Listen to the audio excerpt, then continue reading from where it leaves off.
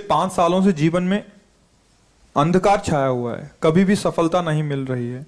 जीवन में आगे क्या करूं क्या ना करूं समझ नहीं आ रहा। सफलता किसे माना है आपने? महाराज जी, श्री जी मैं पढ़ाई पूरी की और मैंने श्री जी से कहा कि मैं अब क्या करूं। तो उन्होंने मुझे कुछ संकेत दिए थे कि आप सरकारी में जाइए और प्रभु की सेवा करिए।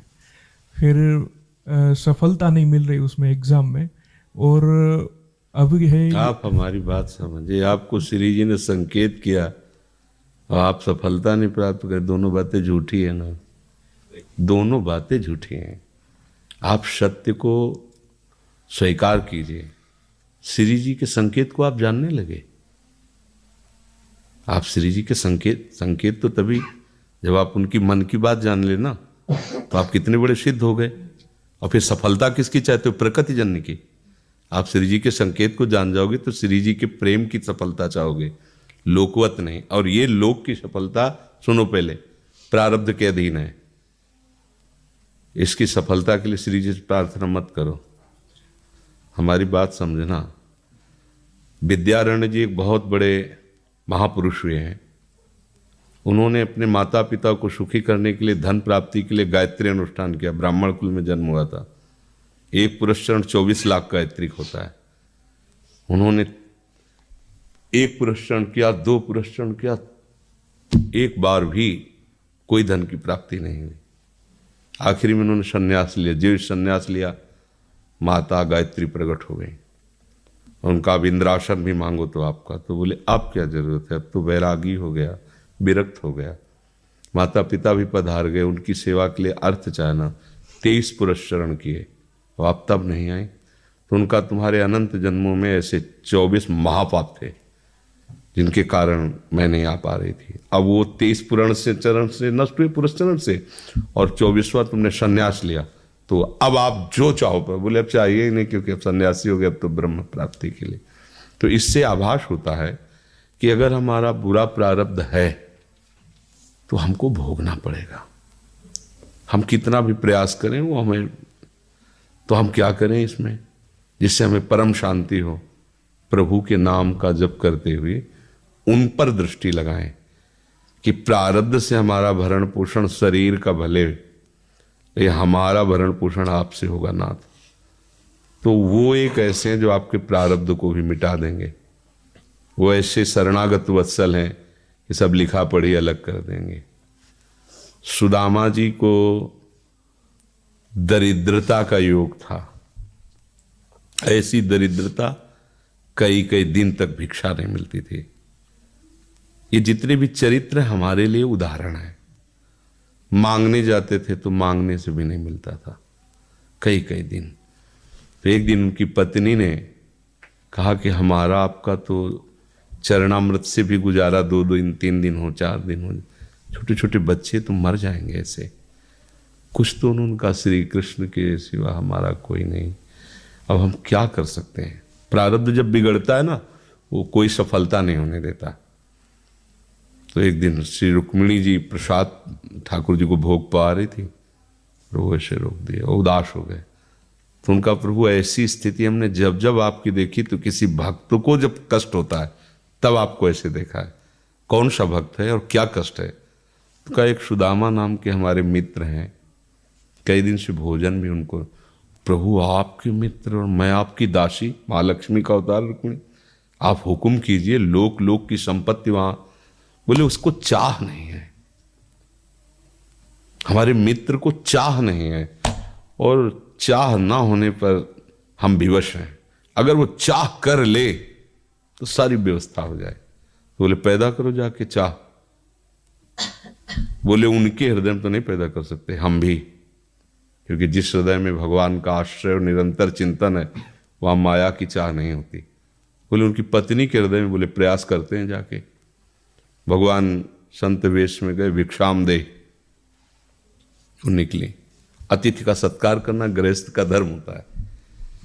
हाथ जोड़ा और कहा, हम असमर्थ हैं, आपको भिक्षा नहीं दे सकते।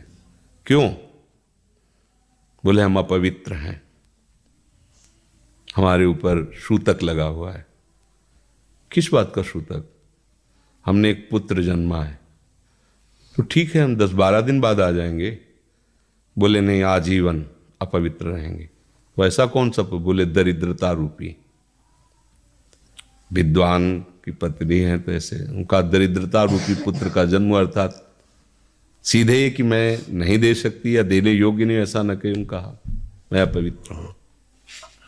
तो उनका दरिद्र कैसे हो सकती हो? जिनके पति के मित्र द्वारिकाधीश भगवान श्री कृष्ण है, वो दरिद्र कैसे हो सकता है? एक बार कहो ना अपने पति से। चले गए। जो सुदामा जी आए तो उन्होंने कहा कि देखो आज एक अतिथि आए थे, उनको मैं कुछ नहीं दे पाए, मुझे बहुत कष्ट है कि मेरे पुत्र और आए हुए अतिथि का भी हम स्वागत नहीं कर सकते, उनका भरण आपके मित्र द्वारिकाधीश प्रभु श्री कृष्ण है। सुदामा जी ने कहा, बोले चले जाओ ना, वो कुछ न कुछ सहयोग कर देंगे। तो बोले हम ऐसे मित्र नहीं बनाए कि वो हमारा सहयोग करें, कभी नहीं, मर जाऊंगा पर उनसे ये नहीं कहूँगा कि आप हमारा। बोले मत कहना, दर्शन के लिए तो चले जाओ, वो सुना है इतने उदार हैं कि वो जाने पर ही दे देंगे। सुदामा ने कहा दर्शन के लिए तो जा सकते हैं, बहुत दिन हो गए, ठीक है, पर मित्र के पास जाए तो कुछ लेके जाना चाहिए, मेरे पास तो कुछ नहीं है ना।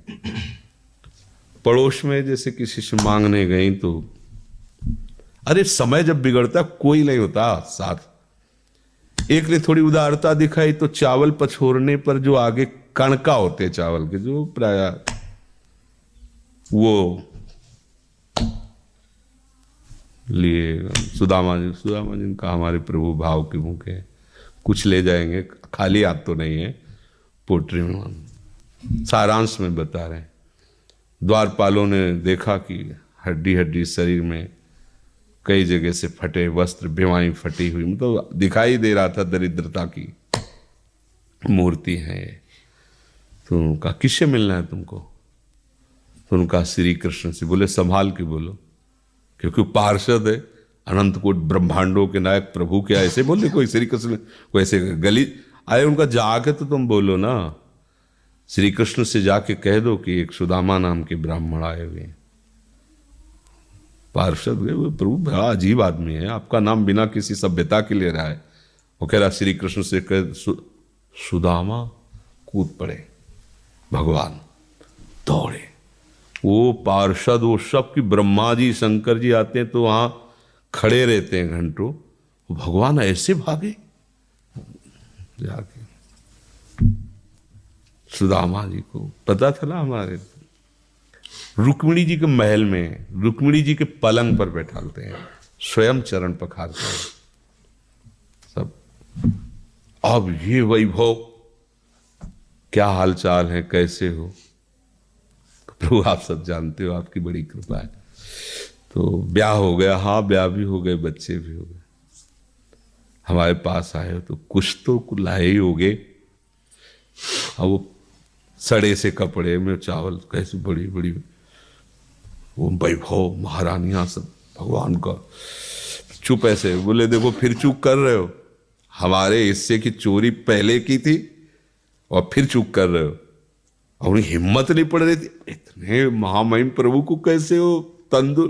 भगवान ने ऐसे छीला, ओहो आज तक मुझे ऐसा स्वाद नहीं मिला। भगवान बड़ाई कर रहे, देखो रुक्मिणी जी की आंखों में आंसू आ गया, वो दृश्य। भगवान पकड़ लिया हाथ, बस प्रभु हम आपके सिवा नहीं रह सकती हो। भगवान तो सुदामा जी का स्वागत समान कुछ दिन, अच्छे कपड़े पहनाए। जब चलने लगे ना तो भगवान की तरफ वो देखते, मतलब कामना नहीं पर कि देखा पत्नी कह रही थी जाओगे कुछ लोग कुछ, चले प्रभु, हाँ ठीक, इधर से ऐसे चले जाना, हाथ भी खाली। प्रभु ने कहा देखो ये कपड़े जो है ना महंगे हैं, रास्ते में तुम्हें चोर बदमाश, तुम अपनी पोशाक पहने इनको उतार दो। बोले बड़ी कृपा, कपड़े भी उतार लिए और रास्ते में सोचे देखो निगेटिवली सोच रहे, मेरे श्री कृष्ण मुझे कितना प्यार करते हैं। उन्होंने इसीलिए नहीं दिया कि ये दरिद्र कहीं संपत्ति पाकर मतवाला होकर मुझे भूल न जाए, मुझे कितना प्यार करते हैं। प्रभु के प्यार में मगन होकर सुदामापुरी खली जैसे द्वारिका। तो उनको भ्रम हुआ कि मुझे लगता है चलते चलते मैं पुनः द्वारिका आ गया। तो वहां पूछ रहे हैं कि ये किसका है।